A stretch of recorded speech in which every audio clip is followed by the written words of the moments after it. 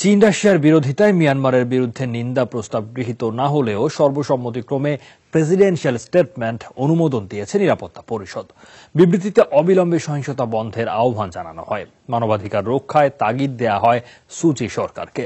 Britain মনে করে মিয়ানমারের বিরুদ্ধে এমন বিবৃতিও অনেক গুরুত্বপূর্ণ। দেশটি এখন কি পদক্ষেপ নেয় তা পর্যবেক্ষণ করবে নিরাপত্তা পরিষদ। রাখাইনে সহিংসতা শুরুর আড়াই মাস পর মিয়ানমারের বিরুদ্ধে কিছুটা শক্ত অবস্থান নিতে সক্ষম হল জাতিসংঘের নিরাপত্তা পরিষদ।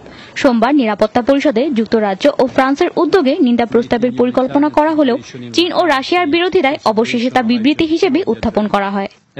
বিবৃতিতে অবিলম্বে সহিংসতা বন্ধ করে বাংলাদেশে পালিয়ে আসা রোহিঙ্গাদের ফিরিয়ে নিতে আহ্বান জানানো হয় মিয়ানমারের প্রতি। তাগিদ দেওয়া হয় মানবাধিকার রক্ষার উপরও। রাখাইনে গেল আড়াই মাস ধরে চলা সহিংসতার তীব্র নিন্দা জানাচ্ছে জাতিসংঘের নিরাপত্তা পরিষদ। সেনা নিপীড়নে রাজ্যটি থেকে পালাতে বাধ্য হয়েছে 6,70,000 রোহিঙ্গা। তারা মারাত্মক মানবাধিকার লঙ্ঘনের শিকার। পরিকল্পিত জাতিগত নিধনের ঘটনায় উদ্বিগ্ন আমরা। অবিলম্বে সহিংসতা বন্ধ করে উদ্বাস্তুদের ফিরিয়ে নেওয়ার আহ্বান জানাচ্ছি। বিবৃতি উপস্থাপনের জন্য জাতিসংঘকে ধন্যবাদ জানিয়েছেন বৈঠকে উপস্থিত বাংলাদেশের প্রতিনিধি মাসুদ বিন মোমেন। অন্যদিকে বিবৃতির সমালোচনা করেছেন মিয়ানমারের প্রতিনিধি। রাখাইন সংকট ইস্যুতে মিয়ানমার প্রতিনিধির বক্তব্য জটিল পরিস্থিতির দিকে ইঙ্গিত করে। তারা কেবল বিষয়টি অস্বীকারই করছে না, বরং এর বিরোধিতায় নিজেদের অনড় অবস্থান ধরে রেখেছে।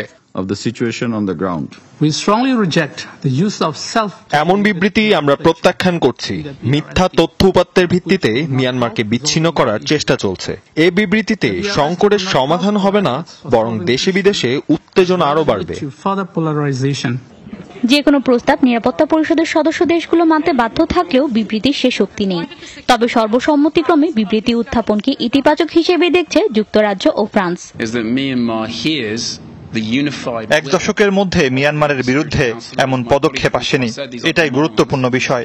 মিয়ানমার এখন কি ধরনের প্রতিক্রিয়া দেখাবে সেটিও পর্যবেক্ষণ করা হবে।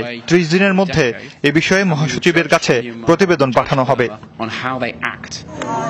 25 আগস্ট পুলিশের টহল চৌকিতে হামলার জেরে সেনা নিপীড়ন শুরুর পর রাখাইন থেকে 6,70,000-এর মতো রোহিঙ্গা পালিয়ে বাংলাদেশে আশ্রয় নিয়েছে। হাসিনুস সাবা, যমুনা নিউজ।